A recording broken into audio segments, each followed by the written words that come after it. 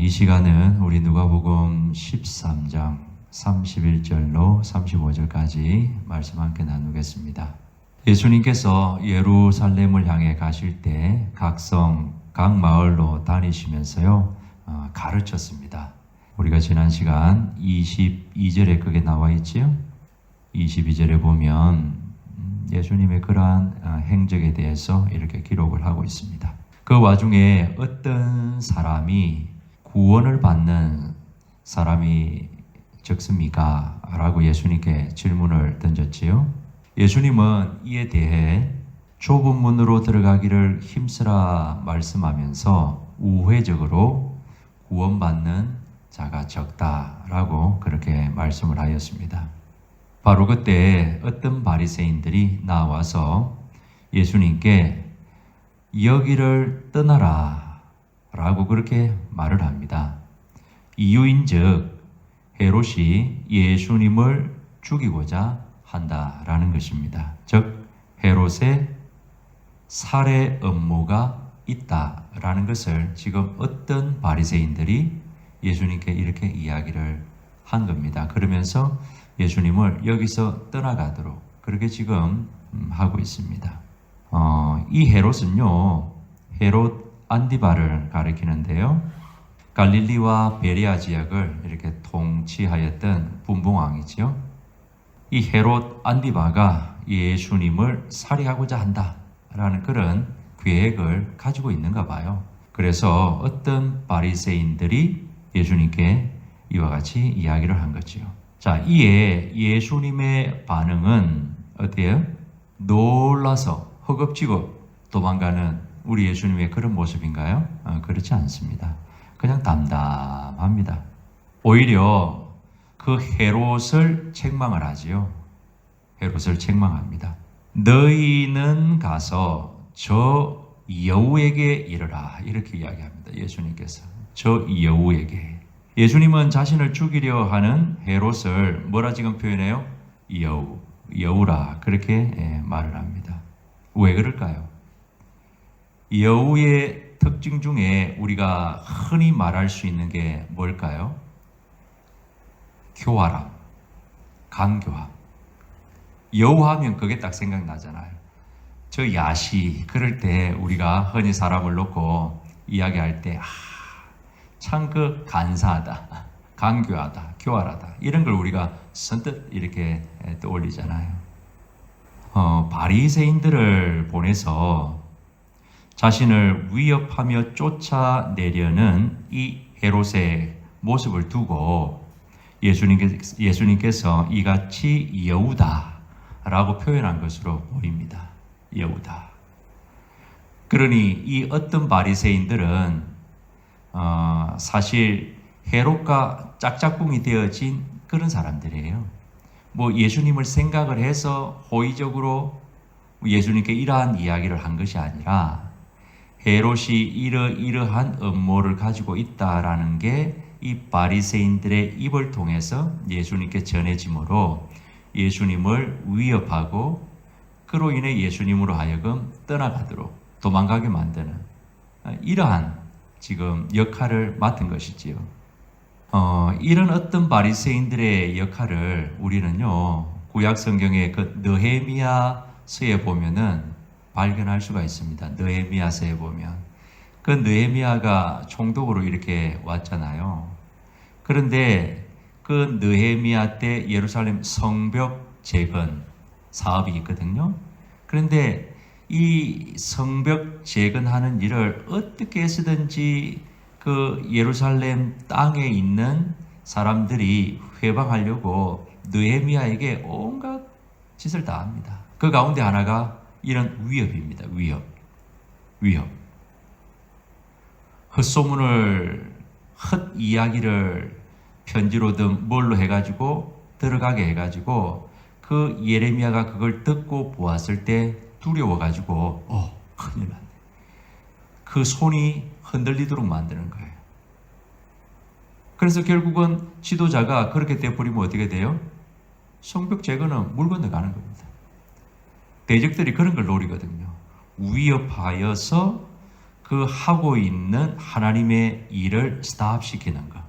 그런 어떤 모습들인데 지금 어떤 바리새인들의 예수님께 여기를 떠나소서라는 이 바리새인들의 모습이 꼭 느헤미야 당시 그 느헤미야를 대적했던 그러한 자들과 같은 모습인 것을 우리는 여기서 볼 수가 있지요.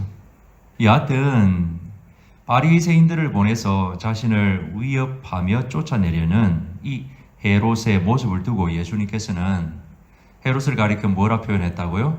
강교한 여우. 그렇게 표현한 것으로 보입니다.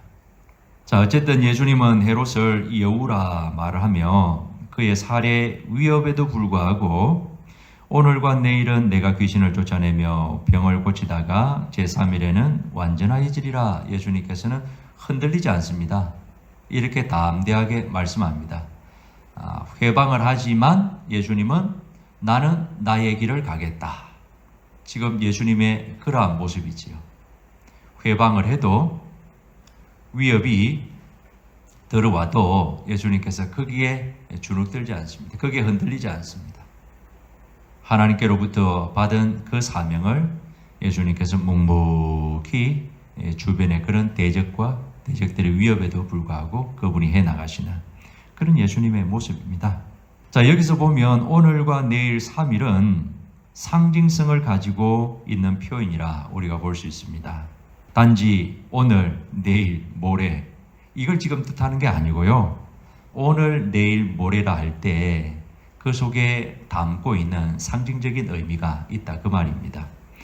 오늘과 내일 예수님은 자신이 귀신을 쫓아내며 병을 고칠 것을 지금 말씀하잖아요. 이는 예수님의 사역을 뜻합니다. 예수님의 사역. 하나님 나라를 위해서 본인이 계속해서 지금 하고 있는 그 일을 의미하는 것이지요. 그러니 오늘과 내일은 말 그대로 오늘, 내일 이걸 뜻하는 게 아니고요.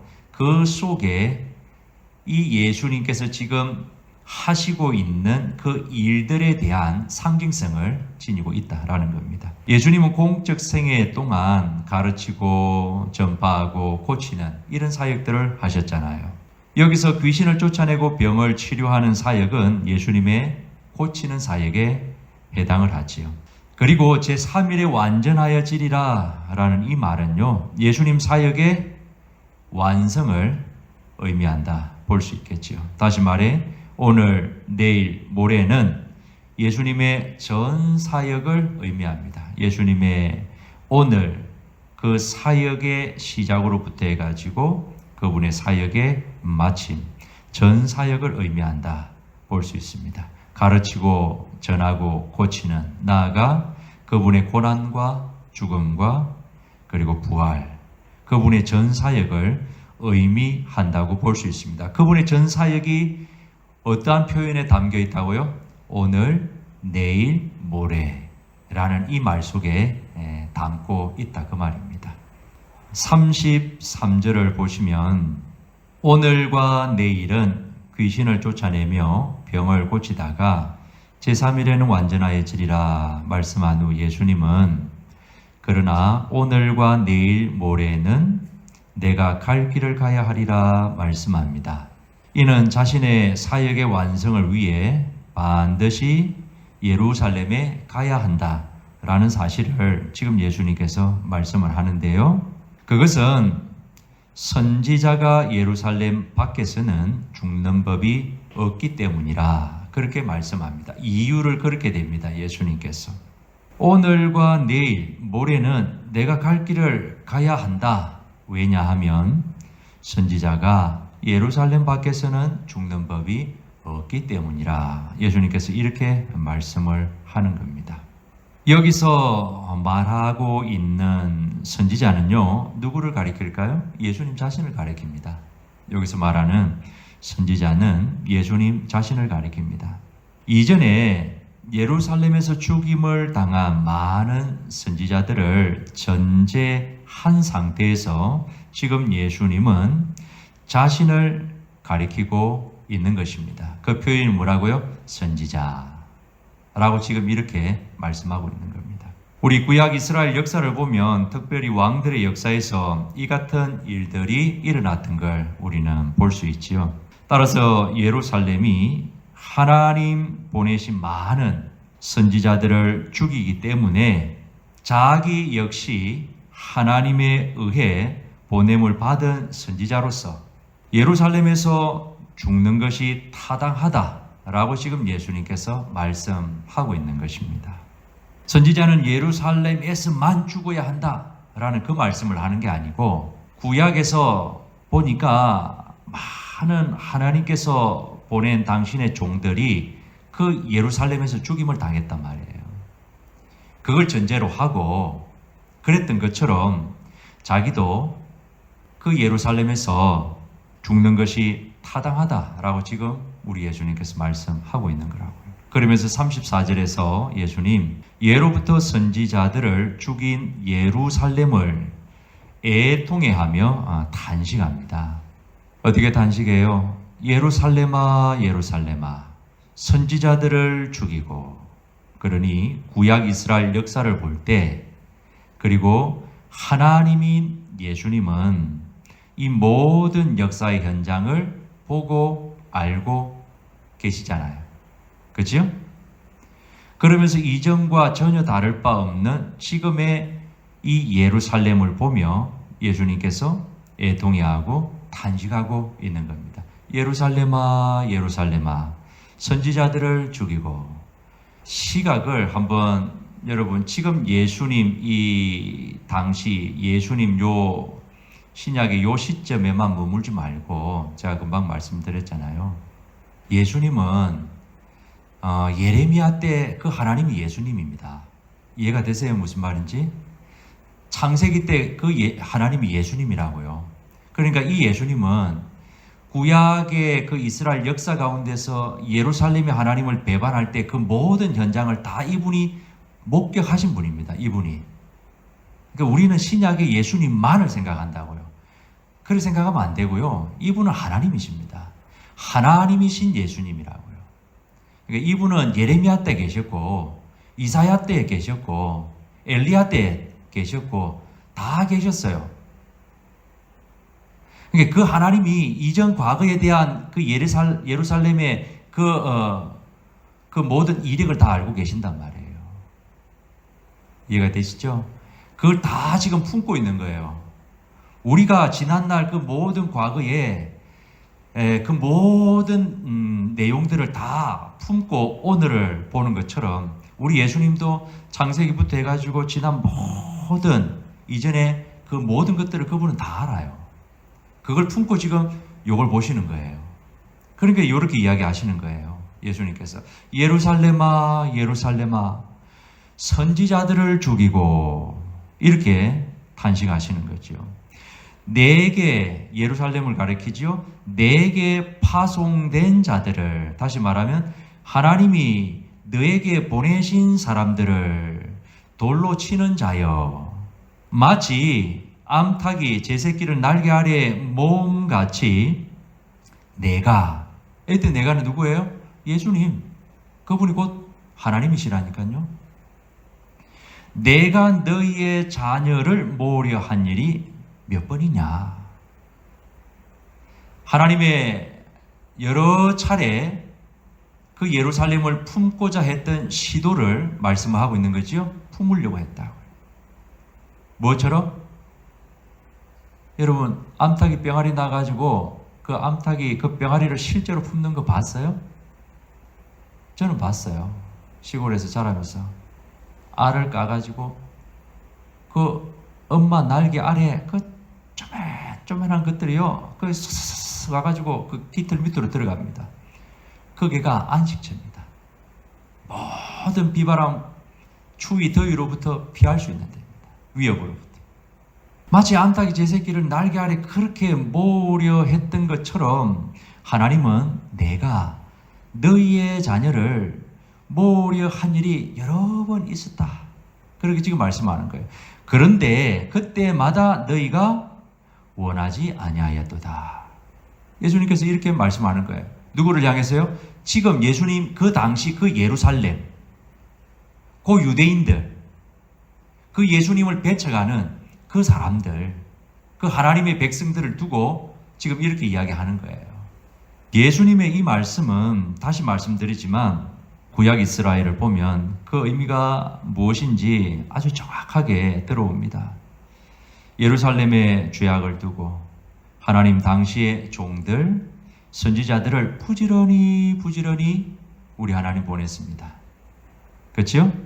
그러나 예루살렘은 그들을 죽였습니다. 선지자들은 예루살렘을 향해 하나님의 준엄한 심판을 경고했습니다. 동시에 축복을 선포했습니다. 하나님의 경고의 말씀을 듣고 돌아오면 심판은 철회되었습니다. 회복이 있었습니다. 하나님의 은혜가 있었습니다. 하지만 우리가 알듯이 예루살렘은 선지자들의 말을 듣지 않았습니다. 자기들에게 보내진 하나님의 사람들을 이런저런 모양으로요 핍박했습니다. 심지어 죽였습니다. 그리하여 하나님께로 자신들의 죄를 회개하고 돌이키지 않았습니다. 지속적으로 죄악의 길로 걸어갔습니다. 하나님은 당신의 종들 선지자들을 보내 예루살렘을 마치 암탉이 제 새끼를 날개 아래에 품듯 그렇게 품으려고 여러 차례 역사 가운데서 그분은 최선을 다해 시도했습니다. 그렇죠? 선지자들을 보내서 당신의 종들을 통해서 그 입술에 말씀을 주어서 그 이스라엘 백성들의 그 병든 죄악으로 인해 상처난 그 모든 심령과 그 육신적인 삶을 고쳐보려고 우리 예수님, 우리 하나님 그렇게 최선을 다했다고요. 품으려고 안간힘을 썼다고요. 그럼에도 불구하고 예루살렘은 소위 하나님의 백성이라고 하는 그 이스라엘은요 그때마다 거부했습니다. 하나님의 자비와 긍휼, 그분의 인내와 사랑, 그분의 은혜와 은총의 품을 예루살렘은 거절했습니다. 거절했다고. 하나님의 품이었습니다. 그분의 품이 뭐라고요?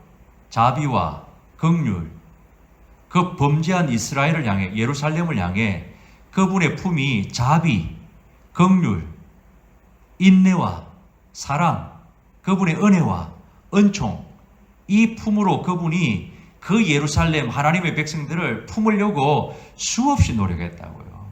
그런데 그때마다 어떻게 했다고요? 품지 마세요, 하나님. 우리 하나님 몰라요. 그들은 거부했다니까요. 그 결과는 구약 이스라엘 역사를 통해 우리가 너무도 잘 알고 있습니다. 패망입니다. 하나님이 사랑이 없었어요? 아니요. 그분이 자비가 부족했어요? 아니요. 그분이 기분대로 감정대로 했어요? 아닙니다. 절대로 아닙니다. 성경을 조금만 읽어봐도 그거는 분명합니다. 사랑의 하나님 왜 그래요? 이런 질문하는 사람 이상한 사람이에요. 성경을 안 읽어보고 하는 소리입니다. 그 결과는 패망입니다. 그 결과는요 하나님의 심판입니다. 하나님의 진노예요. 고통과 아픔, 비참함입니다. 수치와 조롱, 부끄러움입니다. 자기 죄악 가운데 다 죽는 겁니다. 황폐함이고요, 버림바 되는 겁니다. 이런 일이 예수님은 앞으로 또 있을 것이라 지금 그 예루살렘을 바라보면서 탄식하며 말씀하고 있는 거예요. 그 구약에 있었던 그 예루살렘의 비통함, 그들의 범죄와 완악함으로 돌이키지 않을 때 그들이 겪어야만 했던 그 멸망, 그걸 지금 예수님께서 지금 당신 앞에 있는 그 예루살렘을 바라보면서 또 그러한 일이 앞으로 얼마 되지 않아 있을 것을 내다보시고 애통해하며 탄식하고 있는 거라고요. 탄식하고 있는 거예요. 그러니까 예수님 보실 때는 탄식할 수밖에 없어요. 왜? 지난 과거에 대해서 이분은 다 알고 계시잖아요. 하나님이시잖아요. 구약 이스라엘의 그 역사를 다 알고 있다고요. 그들의 패역한 역사, 그들의 반역의 역사를 다 알고 있어요. 그 하나님의 백성들이 돌아오라 하는데도 돌아오지 않고 끝까지 완악함을 가지고 자기네 길로 가버렸을 때 하나님께서 그 예루살렘을 향해 하나님의 진노가 쏟아졌을 때 그 예루살렘이 겪어야만 했던 그 아픔을 우리 예수님 안다고요. 이 하나님이. 그래서 지금 이 예루살렘을 주님이 바라보면서요, 이렇게 애통하며 탄식하는 겁니다. 왜요? 똑같거든요. 이사야 때나 예레미야 때나 말라기 때나 지금 이때나 똑같다고. 똑같아요. 그때도 복음을 받아들이지 않았고 지금도 복음을 안 받아들입니다. 그때 하나님의 사람들을 배척했고 지금도 하나님의 아들을 배척하고 있기 때문에 그렇습니다. 누가요? 예루살렘이. 누가요? 하나님의 백성들이. 그 나라의 본 자손들이. 그때가 언제예요?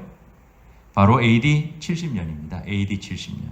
예수님이 공적 생애를 마무리하고 성천한 후 약 40년이 채 되지 못한 AD 70년에 이 예루살렘은 로마의 티투스 장군에 의해서요, 완전히 무너집니다.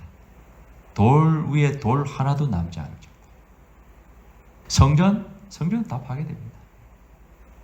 그때 파괴되고 지금 그 자리에 뭐가 지금 들어와 있어요? 그 아랍 사람들의 오마르 성전이 들어와 있잖아요. 황금도. 원래 그 자리에 성전이 있어야 되는 자리입니다. 그 70년 때 파괴되어지고 이후 이 유대인들이 세계 도처로 뿔뿔이 흩어지게 되는데 그러고 나서는 무슨 성전이 있어요. 그들은 회당을 중심으로 생활을 했잖아요. 그리고 그 자리에 아랍 사람들이 들어와가지고 그 황금돔을 세워놓고 자기네 성지로 그렇게 늘 거기에 갈등이 있잖아요. 그걸 이제 치우고 이스라엘 사람들은 거기에 자기네들의 그 성전을 지금 세우고자 어떤 방법을 취하든지 지금 취하려고 하는 거예요. 티투스 장군에 의해서 AD 70년 예루살렘은 함락됩니다. 패망하고 말지요. 이때도요, BC 586년 그 바벨론 느부갓네살 왕에 의해 예루살렘이 패망할 때처럼 똑같은 현장들이 있습니다. 모습이 있다고요. 그 한 예가 뭐예요? 한 예 하나 이야기한다면 예루살렘 성 안에서요, 여인들이 자기 자녀들을 잡아서 먹습니다. 똑같은 일이 예레미야 때도 있었고 바벨론에 의해서 예루살렘이 멸망당할 때 그때 그게 있었고, 그리고 이후 요 AD 70년 때도 로마에 의해서 예루살렘이 함락되어질 때도 그 안에 있는 사람들이 먹을 게 없어가지고 자기 자녀를 이렇게 잡아먹습니다. 비참합니다. 예수님은 하나님의 아들입니다. 예수님은 하나님이세요. 구약 이스라엘 역사를 그분은 다 보고 알고 계세요. 구약 예루살렘의 배역함을 그분은 다 알고 보고 계세요. 그들이 받았던 하나님의 심판, 이 예수님 다 아세요. 그 하나님이신 예수님이 지금 예루살렘의 동일한 그 완악함, 죄악을 두고 애통해하며 단식하고 있는 거예요. 그때나 지금이나 수백 년의 시간이 흘렀지만 예루살렘은 별 바뀐 게 없습니다. 별 바뀐 게. 선지자들을 핍박하고 죽였듯이 선지자인 예수님마저도 핍박하고 죽이려 합니다. 그러니 이전과 지금이 수백 년이 흘렀음에도 불구하고 그 백성들 모습은요, 하나도 바뀐 게 없어요. 사람이 잘 안 바뀝니다.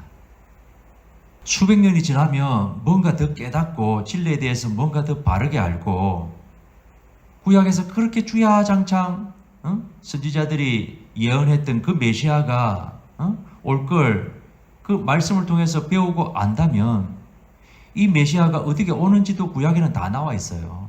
어떻게 올 거라는 것도, 어떤 모양으로 올 거라는 것도 다 나와 있다고요. 그런데 예수님 당시 그 유대인들, 종교 지도자들은 몰라요. 이게 똑같이 행동한다고요. 구약 때나 예수님 때나. 그들이 하나님의 백성이라고 하는 그들이 하나님을 향해서 하는 모습들을 보면은 다 다를 게 없다고요. 똑같다고요. 진리에 무지하고 영적인 소경이고 자기네들은 나름대로 열심을 가지고 하는데 전부 다 하나님의 뜻과는 반대고 오히려 하나님을 대적하는, 그러면서 자기네들은 잘한다 그러고 신앙생활 잘한다 그렇게 생각하고 있고요. 그런 모습이에요. 그런 모습. 35절에서 예수님은 이런 예루살렘을 향해 말씀합니다. 너희가 주의 이름으로 오시는 이를 찬송하리로다 할 때까지는 너희가 나를 보지 못하리라. 이렇게 말씀합니다. 이 말씀은 예수님의 승천과 그리고 예수님의 다시 오심, 즉 재림을 암시해 주지요. 보지 못한다 그러잖아요. 예수님 이제 갈 거거든요. 그런데 보니까 뭐 할 때까지는 너희가 나를 보지 못한다라는 그 말에서 이분이 또 다시 오시는구나, 그런 걸 우리가 알 수 있는 거죠. 한편으로는 다시 보지 못한다는 것이 그것에 따른 절망도 있지만 다른 한편으로는 다시 보게 될 것에 따른 소망이 있는 말씀이지요. 지금은 예수님을 믿지 않고 배척하지만 언젠가 주님 다시 오실 때가 가까우면 예수님을 믿고 영접함으로 구원을 받는 유대인들, 하나님의 백성들, 이스라엘 백성들, 나라의 본 자손들이 있을 것을 또한 암시해주는 말씀이기도 합니다. 이 예수님의 마지막 말씀이. 우리가 복음서라든지 사도행전 이런 데 보면은 복음이 유대인들에게 먼저 와요. 구원이 유대인에게서 나잖아요. 예수님이. 복음이 유대인에게서 나와요. 그런데 이들이 예수님을 거절해요. 복음을 거부한다고요. 그래서 복음이 이 유대인들에게 와가지고 부딪히고는 튕겨져가지고 어디로 가요? 복음이 예루살렘, 사마리아 이렇게 넘어서 어디로 가버려요?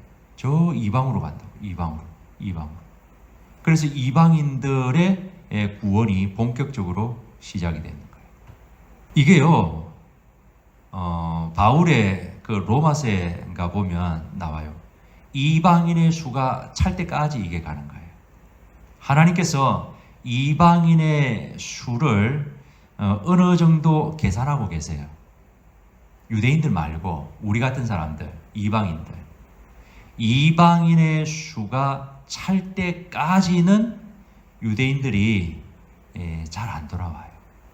이방인의 수가 차지는 걸 보면서 이 이방인들이 돌감람나무 가지인 이 이방인들이 접붙임을 당해가지고 하나님 백성으로 들어오는 걸 보면서 참감람나무의 그 참감람나무 가지인 유대인들이, 하나님의 백성들이 보고는 시기 질투가 나가지고요.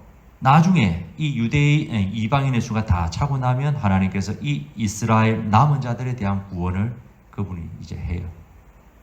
이 이방인의 수가 차기까지 유대인들은 시간은 계속 흘러가잖아요. 역사는 계속 흘러가잖아요. 그럼 수많은 그 나라의 본 자손들이 예수님 말씀처럼 그 구원에 떨어지는 겁니다. 그 나라에 들어가지 못하고 예수님을 모른 채, 하나님을 믿지 않은 채 그렇게 떨어지는 겁니다. 예수님 부활 성천 이후 성령의 강림 오순절, 그때부터 해가지고 우리 예수님 다시 오시는 재림, 요 기간이 소위 은혜의 기간이라 그렇게 이야기도 하고요. 그 다음에 교회 시대라 그렇게 이야기를 하고 성령 시대라 그렇게 이야기를 하고요.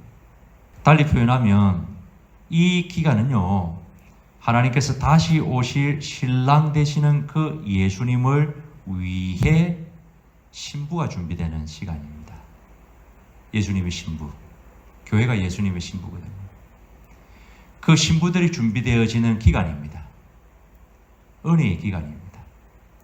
그래서 예수님을 믿지 않고 또 죄악과 범죄를 행해도 악한 길로 가도요, 구약처럼 하나님께서 바로바로 즉각 이렇게 심판하지 않습니다. 마지막에 가면은 싹 모아가지고 그분이 심판할 겁니다. 최종적으로. 그러니까 하나님께서 심판하지 않는다 해가지고 전도서에는 그렇게 나오잖아요. 사람들이 간이 배 밖에 나왔다고. 하나님 뚫은 줄 모르는 거예요. 이 마지막 예수님의 말씀 속에 이런 의미도 내포되어 있습니다. 예수님을 믿지 않고 배척하지만요, 언젠가 우리 주님 다시 오실 때 가까우면 이제 예수님을 믿고 영접함으로 구원 받게 될 그 유대인들, 하나님의 백성들, 그 이스라엘 백성들의 구원이 있을 것을 본격적으로. 그렇다고 뭐 그때 그 당시 유치로부터 노인에 이르기까지 이스라엘 전체가 다 구원받는다, 그런 의미는 아닙니다. 그 가운데서도 남은 자만 구원을 받습니다. 우리가 구약 역사를 보면 항상 그래 왔잖아요. 아브라함의 자손 가운데서도 남은 자만 구원받습니다. 하늘의 별과 같이 바다의 모래와 같이 많아도 남은 자만 구원받습니다. 남은 자만. 이 말씀 속에 그러한 의미들이 있다라는 겁니다. 로마서 11장에 한번 참고해서 보시면 제가 말씀드린 그 말씀이 이해가 되실 겁니다. 말씀을 맺습니다. 설교를 맺으며 우리가 꼭 기억하고자 하는 바는요, 34절. 예루살렘에 대한 하나님이신 예수님의 애통과 탄식입니다. 예루살렘에 대한 하나님이신 예수님의 애통과 탄식. 그러면서 반역한 예루살렘을 향해 하나님께서 부지런히 당신의 종들을 보내시며 품고자 하신 하나님의 품으심, 곧 하나님의 자비와 긍휼, 인내와 사랑, 그분의 그 범죄한 백성을 향한 은총, 이걸 기억하는 겁니다. 기억하는 겁니다. 그러면서 또한 우리를, 나 자신을 돌아보는 겁니다. 돌아보면서 예루살렘과 같은 모습이 우리에게, 나에게 없는지 살피는 것이지요. 만약 있다면 하나님의 품을, 하나님의 그 품고자 하시는 그분의 품으심을 우리 거부하지 말아야 됩니다. 거부하면 안 됩니다. 즉, 죄를 지적할 때 겸손히 듣고요, 그 죄를 보고 깨닫고 돌이켜 하나님 품으로 돌아오는 겁니다. 돌아오는 겁니다. 이해되시죠? 어떤 말씀인지. 하나님께서 품고자 하셨을 때 그 품고자 했던 내용이 구체적으로 뭐였어요? 구약에서 선지자들을 보내어서, 당신의 종들을 보내어서 그 이스라엘 백성, 당신의 백성들의 죄를 계속해서 지적하시잖아요. 돌아오라고. 맞잖아요. 오늘도 하나님께서 당신의 종들을 통해서 계속 그러한 부분들을 터치하시고 말씀할 때 아니 곱게 들으면 안 되고, 그 죄를 지적할 때 겸손하게 그걸 잘 받아야 됩니다. 받고 자신의 죄를 깨닫고 그 죄악된 길에서 돌이켜 하나님께로 돌아오는 겁니다. 그게 하나님께서 품으시고자 할 때 그 품 안으로 들어가는 행위입니다.